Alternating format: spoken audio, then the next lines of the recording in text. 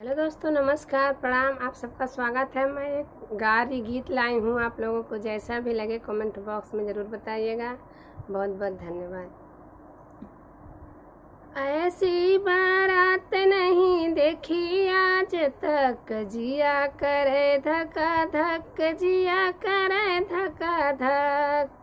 ऐसी बारात नहीं देखी आज तक, जिया करे धक्का धक, जिया करे धक्का धक।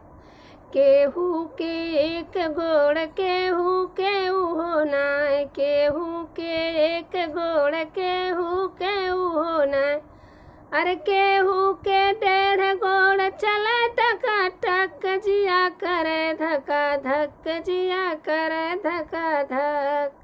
ऐसी बारात नहीं देखी आज तक, जिया करे धक्का धक, जिया करे धक्का धक। केहू के एक आँख केहू के होना, केहू के एक आँख केहू के होना। केहू के 1.5 आँख तक टका टक, जिया करे धक्का धक, जिया करे धक्का धक। केहू के 1.5 आँख तक कुचुर कुचुर, जिया करे धुकुर धुकुर, जिया करे धुकुर धुकुर। ऐसी बारात नहीं देखी आज तक, जिया करे धक्का धक, जिया करे धक्का धक। केहू के एक हाथ केहू के होना, केहू के एक हाथ केहू के होना।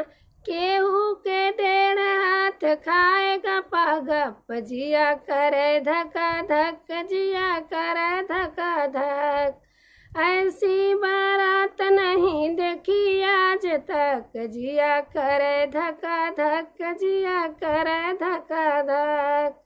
ऐसी बारात नहीं देखी आज तक, जिया करे धक्का धक, जिया करे धक्का धक।